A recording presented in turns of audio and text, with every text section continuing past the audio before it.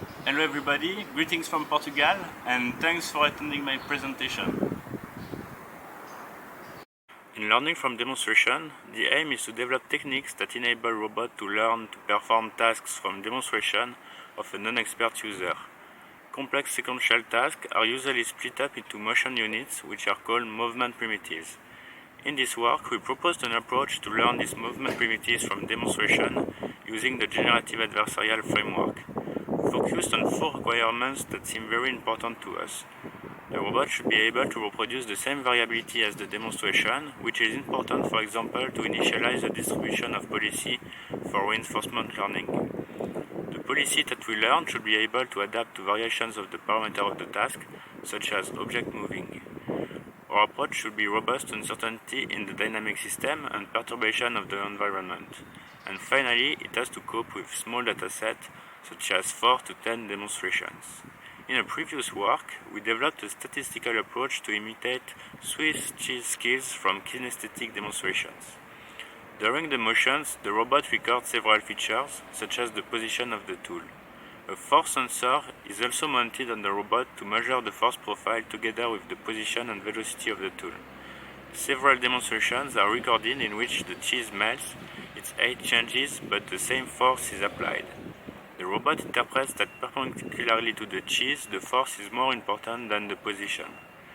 These demonstrations were encoded as a time-dependent distribution of position, of velocity, and of forces.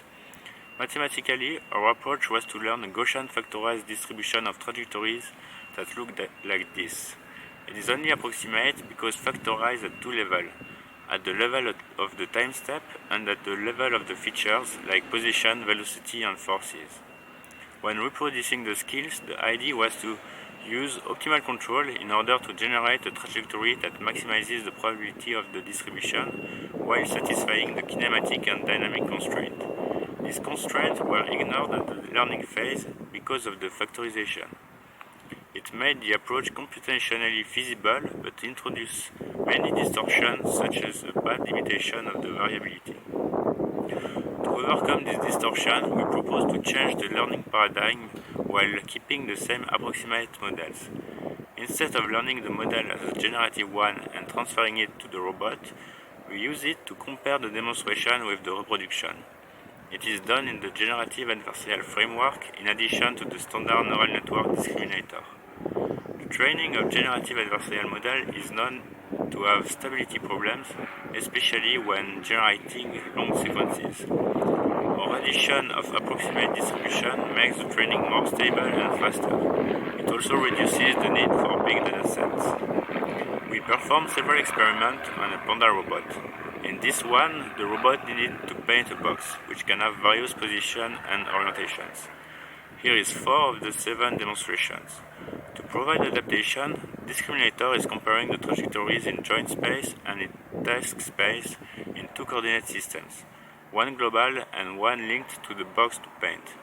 The policy is then optimized such that the distribution of demonstration and of reproduction look the same in these different coordinate systems. That way, adaptation is provided.